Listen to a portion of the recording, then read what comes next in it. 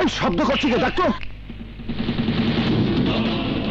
আমি তোর বিয়েতে সানাই তো বাজাতে পারবো না, তাই তুড়ি বাজিয়ে বিয়ের উদ্বোধন করলাম।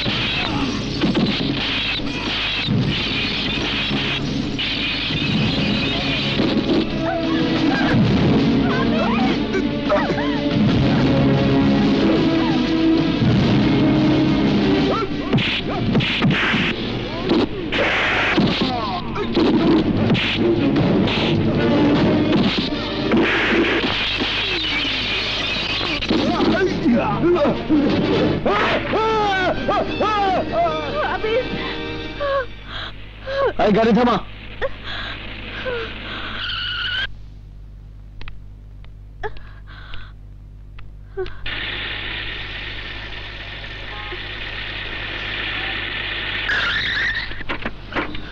কাজল, মোহাম্মদ, কে তুমি বাবা? আবির হায়দার। আমার মেয়ের ইজ্জত বাঁচিয়ে তুমি আজ যে উপকার করলে তার প্রতিদান দিতে পারবো না জানি। প্রতিদানের আশা করে আমি কখনো কোনো কাজ করি না। বাহ, এই তো আদর্শবান ছেলের কথা। এই নাও, আমার বাড়ির ঠিকানাটা রাখো। আগামী শুক্রবার তোমার দাওয়াত রইল, আসলে ভীষণ খুশি হব। কিসের দাওয়াত? এখনই নাই বা শুনলে?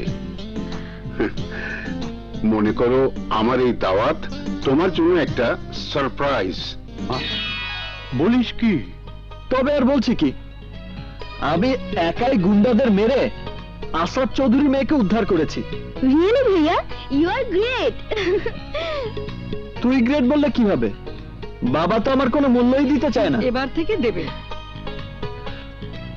দিতেই হবে মা, কারণ আসাদ চৌধুরী আগামী শুক্রবার তার বাড়িতে আমাকে দাওয়াত দিয়েছেন। তুই যে আমার ছেলে, একথা চৌধুরী সাহেবকে বলেছিস? না। কেন? দাওয়াত দিয়ে চৌধুরী সাহেব আমাকে সারপ্রাইজ দেবে, আর আমি কোনো সারপ্রাইজ দেব না তা কি হয়? দাওয়াত কবুল করতে আমি তো আর একা যাচ্ছি না, তোমাকেও সঙ্গে করে নিয়ে যাব। আর এটাই হবে চৌধুরী সাহেবের জন্য আমার সারপ্রাইজ। ভাইজান, এই বিয়েতে কাজলের মতামত আছে কিনা একবার জিজ্ঞাসা করে নিলে ভালো হতো না? কাজল আমার মেয়ে, হাত ও আমার মতের বিরুদ্ধে কোনো কথাই বলবে না। এ কি কাজল, এখনো গহনাগুলো পরনি?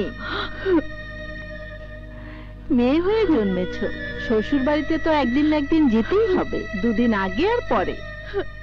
যাকে চিনি না, জানি না, কোনোদিন দেখিও নি, তাতে কি হয়েছে?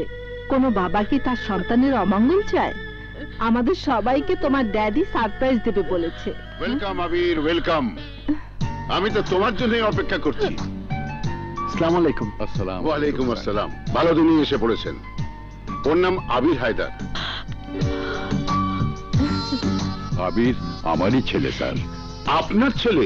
ও মাই গড, আবিরের মতো সুদর্শন সাহসী ছেলের বাবা আপনি, অথচ এই কথা আমি এতদিন জানতেই পারিনি। বসুন বসুন বসুন, বসো বসো বাবা।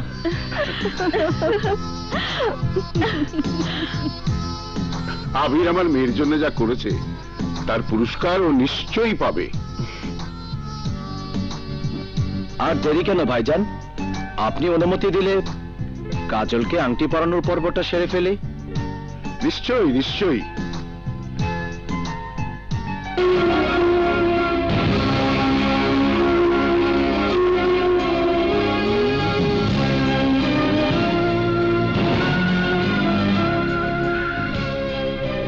আরে এসো এসো।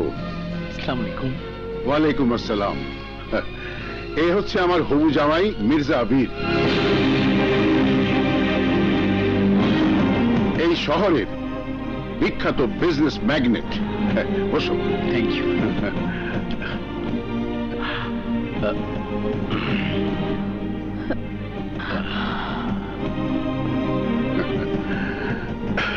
মির্জা, কাজলের হাতে এনগেজমেন্ট রিংটা পরিয়ে দাও। জি আঙ্কেল।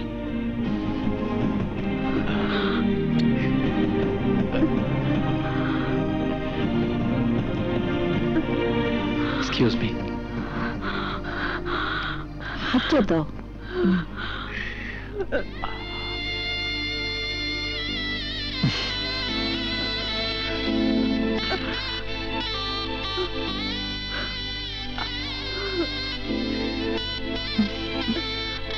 নাও ধরো, এটা পরিয়ে দাও।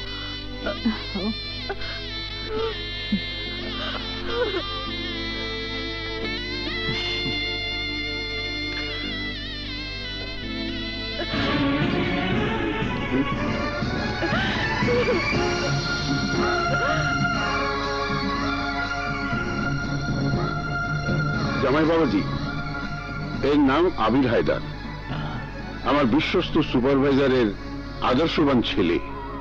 ওয়াও। কাজলকে ও গুন্ডাদের হাত থেকে একবার বাঁচিয়েছিল। কর্মচারীর কাজই হচ্ছে মালিকের জীবন রক্ষা করা। It's simple. আমি চাই বিয়ের আগ পর্যন্ত আবির আমার মেয়ের প্রাইভেট সিকিউরিটি হিসেবে কাজ করবে।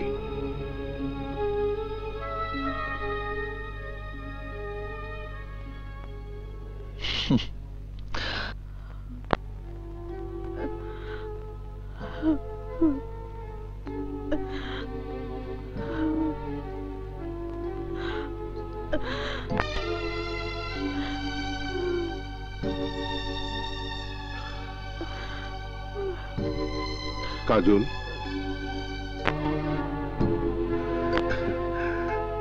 তুই আমাকে নিশ্চিন্ত করলি মা।